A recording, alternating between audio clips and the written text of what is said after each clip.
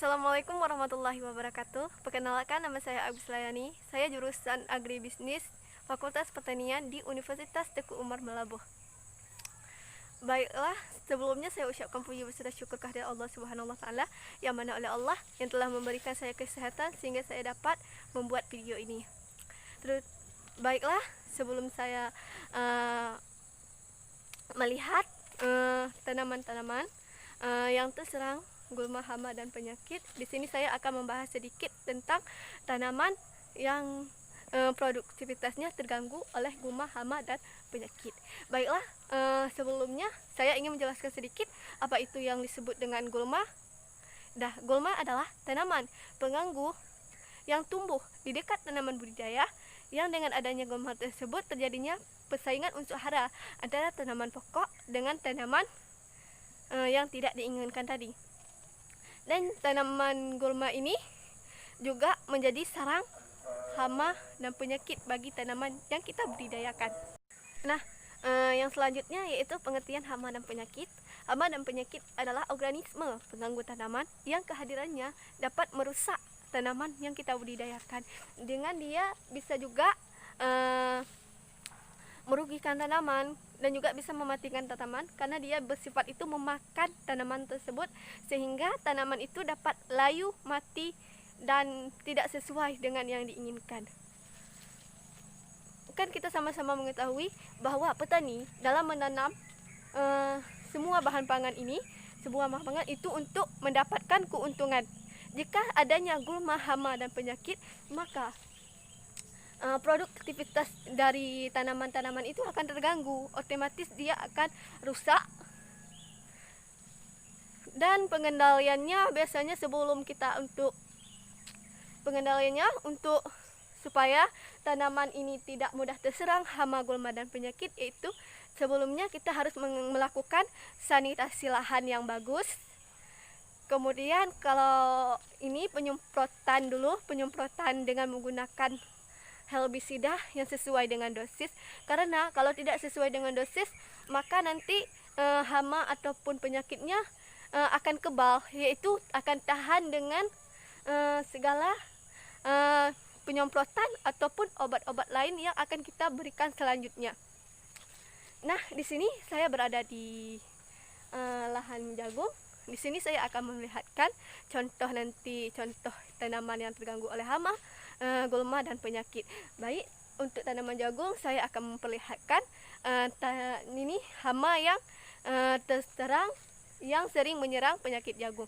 Biasanya hama yang menyerang penyakit jagung itu amat banyak, seperti ulat pemotong batang, ulat pemotong daun, kemudian ulat pemakan tongkol jagung, ulat gerayak, dan banyak lain sebagainya, termasuk juga belalang.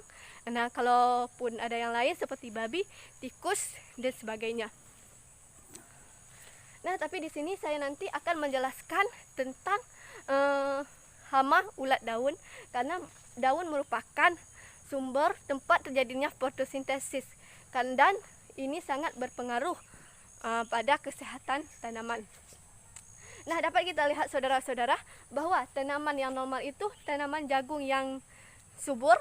Dia itu memiliki daun yang seperti ini, hijau, tak ada bintik-bintiknya, dan mulus seperti ini, tidak ada yang dipotong-potong.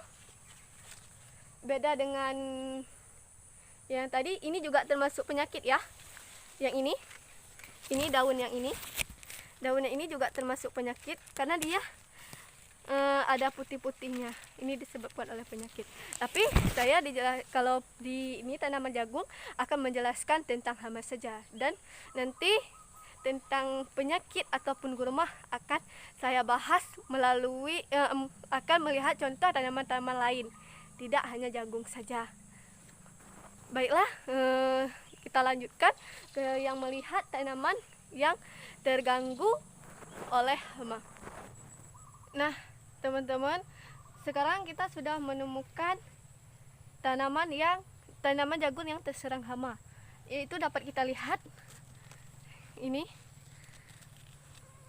merupakan tanaman jagung yang terserang oleh hama ulat daun Yaitu yang pertama-tama ulat ini akan memotong.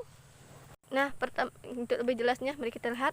Nah, ini merupakan jagung yang terkena hama, yaitu hama ulat daun. Dapat kita lihat ini daunnya. Nah, ulat daun ini merupakan ulat yang memotong bagian-bagian yang pertama dipotong itu pucuk daun. Ya, setelah ini dipotong nanti tanamannya akan menjadi seperti ini. Akan ada bolong-bolongnya. Dan biasanya sih ulat daun ini aktivitasnya di malam hari ataupun di sore hari seperti ini. Setelah itu dia akan masuk ke dalam tanah dan mulai naik kembali ke atas permukaan setelah datangnya malam hari dan mulai melaksanakan tugasnya, yaitu merusak tanaman. Nah, dapat kita lihat sendiri, ini juga korbannya si ulat daun ya. Walaupun ini batangnya tidak normal karena daunnya banyak yang bolong-bolong dan mulut daunnya pun mungkin sudah termakan, makanya jagung ini menjadi kuning-kuning karena dia tidak bisa melakukan fotosintesis dengan sempurna. Baiklah, saya rasa cuman ini untuk tanaman jagung dan kita akan melanjutkan ke tanaman lain yang terserang oleh penyakit dan gulma. Nah, baik, kita akan melanjutkan ke tanaman yang kedua, yaitu tanaman kelapa sawit. Ini tanaman kelapa sawit yang saya ambil contoh untuk tanaman yang terserang penyakit. Cuman ini masih tanaman yang bagusnya ya. Ini tengok pelepahnya, lihat ini daunnya. Nanti kita akan mendapatkan perbedaan yang mana yang terserang penyakit dan yang mana yang tidak terserang penyakit. Ini pelepahnya tidak patah-patah, pelepahnya. Dan ini merupakan contoh tanaman sawit yang normal. Nah, teman-teman, ini merupakan contoh sawit yang tidak normal ataupun sawit yang sudah terkena penyakit. Nah, ini merupakan kelapa sawit yang terkena dari pertumbuhan ini kelapa sawit dapat kita lihat mungkin ini terkena penyakit busuk batang karena atau Ganoderma karena dia memiliki tanda-tanda pelepah-pelepahnya yang patah. Nah, ini kemudian daun-daunnya yang mengering seperti itu, seperti ini. Ini daunnya yang mengering, kemudian apa itu namanya, tumbuhnya 3 daun tombak seperti yang di atas. Nah, untuk lebih jelasnya kita akan lihat langsung. Ciri-ciri dari tanaman yang terkena jamur Ganoderma tadi ialah muncul misalnya benang-benang putih di tanaman. Mungkin ini belum ada ya, karena ini kayak gini. Nah, dan yang kedua munculnya basidioclap di akar pangkal batang. Ada seperti jamur ya, kayak gini.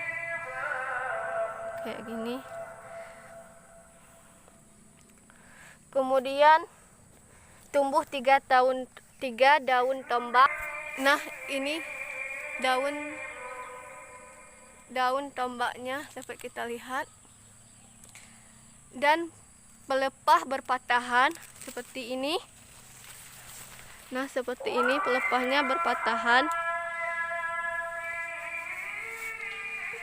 Serta lama-kelamaan tanaman kelapa sawit ini akan roboh.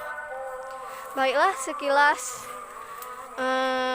info penyakit dan kita akan melanjutkan tahap ke gurma. Nah, baik teman-teman, setelah kita melihat tadi tanaman yang terserang hama dan penyakit, sekarang kita akan melihat tanaman yang terganggu oleh gulma. Nah, ini saya mengambil contoh tanaman tebu yang terkena gangguan dari gulma. Ini teman-teman merupakan contoh tanaman yang terganggu oleh gulma. Kan kita sudah mengetahui bahwa gulma itu adalah tumbuhan yang keberadaannya tidak diinginkan oleh para petani, karena dengan adanya gulma maka tanaman tebu ini akan mengalami pembagian unsur hara bersama gulma.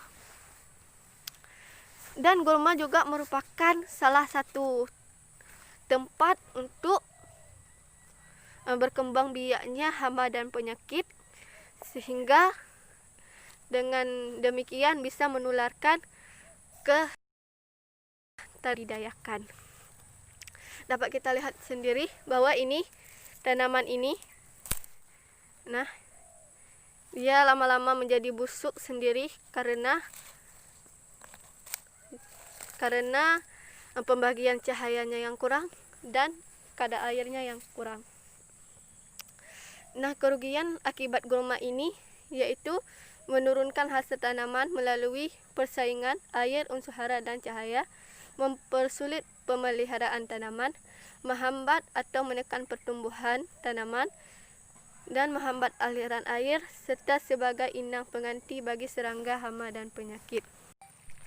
Baiklah teman-teman, dari beberapa pembahasan tadi dapat kita ambil kesimpulan yaitu hama, penyakit, dan gulma itu amatlah merugikan bagi tanaman, karena dengan adanya ketiga tersebut tanaman akan mati dan produktivitas tanaman tersebut tidak sesuai dengan yang diinginkan oleh petani. Sebaiknya sebelum melakukan penanaman, lakukanlah sanitasi yang bagus terhadap tanah agar tidak mudah terserang hama, penyakit, berserta gulma pada tanaman yang dibudidayakan. Serta lakukanlah penyemprotan yang sesuai dengan dosisnya dan pemupukan yang seimbang dengan yang telah ditentukan. Baiklah, hanya ini yang dapat saya sampaikan. Dan saya meminta maaf jika ada kata-kata saya yang salah. Dan semoga video ini dapat bermanfaat untuk diri saya sendiri dan untuk teman-teman sekalian. Baiklah, saya akhiri. Wabillahi taufiq wal hidayah. Wassalamualaikum warahmatullahi wabarakatuh.